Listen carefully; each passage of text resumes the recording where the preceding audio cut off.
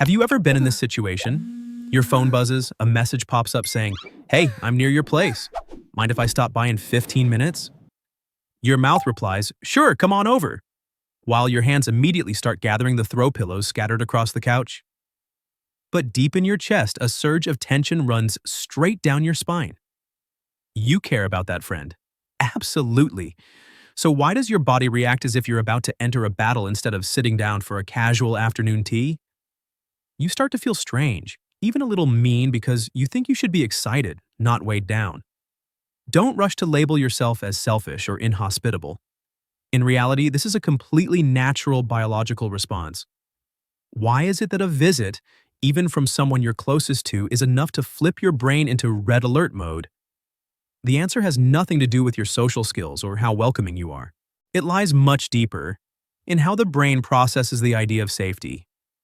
We usually think of having guests as a social activity, but take a step back and look at it through the lens of the nervous system. Home isn't just four brick walls, it's the final fortress of privacy, the place where the brain is allowed to power down after a long day of playing the role of a model citizen. When someone steps inside, that fortress is breached, and the brain is forced to reboot its entire defense system. So let's explore what's really happening inside your control center the moment the doorbell rings. For the human brain, home is not a pin on Google Maps. It's a neurological state. It's the only place where your alert system is allowed to stand down. Imagine the brain as a team of guards.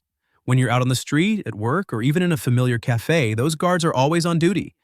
They scan facial expressions, analyze surrounding sounds, and adjust your posture to stay socially appropriate. But the moment you step through your front door and lock it behind you, a ceasefire signal is sent. Your breathing automatically slows down and the shoulder muscles that have been tense all day begin to relax. The brain reduces its monitoring of the environment because it knows this is completely safe territory. For some people, the threat scanning mode only truly shuts off when they're absolutely certain no one is watching them. You can wear shabby pajamas, eat instant noodles straight from the pot, or sprawl on the floor without needing to explain yourself. However, the instant a guest appears, the guards in the brain snap back to attention. A visitor means the brain has to return to observation and self-monitoring mode. You start noticing whether you're sitting too comfortably, whether the conversation is boring, whether the house is clean enough. This sudden switch from total rest to social on-call mode is exactly why you feel exhausted before you've even finished brewing the tea. We often confuse physical space with emotional space. When you feel uncomfortable about someone stopping by, it's not because you're afraid they'll take your seat or eat the last piece of cake in the fridge. What you're actually afraid of losing is the right to exist without being evaluated. In psychology, there's a concept known as emotional territory. It's an invisible boundary surrounding your inner world, a place where you're allowed to be silent without a reason, act without explanation, and simply be yourself in your rawest form. An interesting truth is that for many people, space is felt emotionally rather than measured in square feet. A 100 square meter apartment can suddenly feel cramped and suffocating just because another person is present. Why? Because that presence occupies your mental bandwidth. The moment there's someone else in the room, you no longer have full ownership of the atmosphere. You can't fully sink into your private thoughts or absolute quiet. Your experience of the room has changed. From a place to recharge, it becomes a small stage where, whether you want to or not, you're performing some version of yourself in front of another person. This intrusion into emotional territory is often far more painful and uncomfortable than someone simply sitting in the wrong seat. Many people blame themselves for being extremely introverted when they feel reluctant to have guests over, but the truth may be quite different. There are people who are articulate, charming, and radiant at parties, yet the moment they get home, they're like a phone stuck at 1% battery.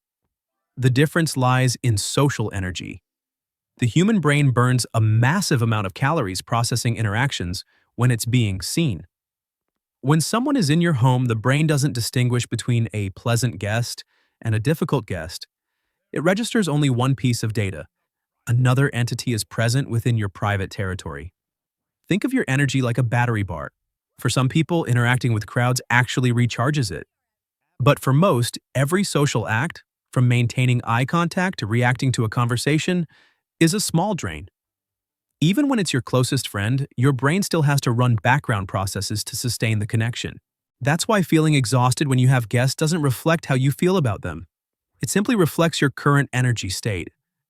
You may care deeply about them, but your brain is screaming because it's run out of energy to process any more social input. Why does sitting and talking with guests feel more exhausting than doing physical labor? The answer lies in the concept of the social mask. Even with the people closest to us, we unconsciously adjust ourselves to fit the situation. These are things that seem incredibly small. Keeping your facial expression looking attentive, adjusting your speaking pace so it's not too fast or too slow, and especially keeping an eye on those awkward silences in the conversation. In relationships, silence often creates a sense of unease, so you feel the need to work to fill it with something. That effort is like your computer running dozens of background apps at the same time. You may look like you're just sitting still in a chair, but your mental CPU is operating at full capacity, scanning signals from your guest, preparing responses, and maintaining a warm atmosphere. This is a quiet but extremely intense drain on energy. That's why, at the moment you hear the faint jingle of keys as your guest leaves and the door finally closes, many people have a strange reaction. A deep, powerful sigh of relief. Not because they dislike their guest, but because the mask has finally come off and the background apps have finally shut down, allowing the system to rest. There's a paradox that's both endearing and heartbreaking.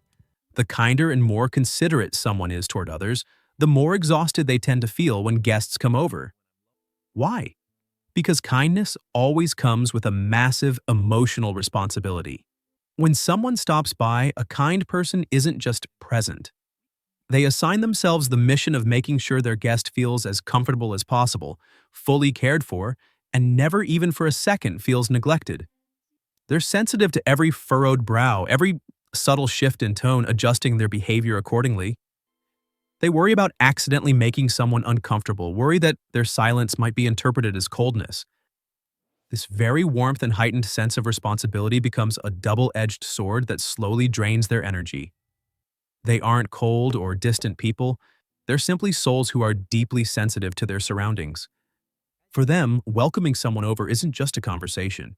It's a psychological project that demands complete focus. So don't be surprised if the warmest friend you know is sometimes the hardest one to make plans with, quite simply because they need quiet time to recover after giving away so much of their energy. Sometimes the fear of having guests doesn't come from the present.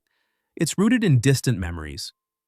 Our brains have a special ability. They store feelings more effectively than logic. In the past, visits to your home may have been tied to tense memories. Maybe it was parents arguing before guests arrived, or times when you were forced to behave, greet people politely, or perform some little talent to entertain the adults. In the mind of that child back then, guests became synonymous with pressure, noise, and a loss of freedom. As an adult, your rational mind knows that the person standing at your door is kind and harmless, but your body, the place where traces of the past are stored, reacts according to old instincts. It switches on a defense mode before you even have time to explain things to yourself. The tension you feel is a conditioned response. Recognizing this helps us be more compassionate with ourselves. You're not being unreasonable. You're carrying an emotional memory that needs to be soothed and understood, not judged. It's time to redefine what normal means in social interaction. Wanting quiet doesn't mean you're selfish. Limiting how often you invite people into your home doesn't mean you don't care about them. Everyone has a different social safety threshold and a different way of recharging. Some people feel energized and alive when surrounded by crowds, extroverts, while others can only truly find themselves in the stillness of an empty room. The world is inherently diverse, and so is your brain. Accepting that you need personal space isn't an admission of weakness, it's an act of self-awareness. When you understand your limits, you learn how to connect in healthier, more meaningful ways. Instead of forcing yourself to host at home and ending up exhausted and irritable, you might choose to meet at a cafe, a neutral space where you can leave whenever your energy hits its warning level. Loving others begins with understanding and respecting the needs of your own brain. Think about your room late at night, the soft glow of a warm lamp, a familiar armchair cradling your back, and nothing but the ticking of a clock or the sound of rain against the window. In that moment, you don't have to be an outstanding employee. You don't have to be the emotionally supportive friend, and you don't have to be a gracious host. You are simply you. That quiet isn't empty, it's restorative. We spend our entire lives learning how to connect with the world, but sometimes we forget the importance of reconnecting with ourselves. Home, in its stillness, is that connection. If quiet is what allows you to be yourself, then protecting it is never wrong. Don't let social expectations make you feel guilty for valuing your personal space.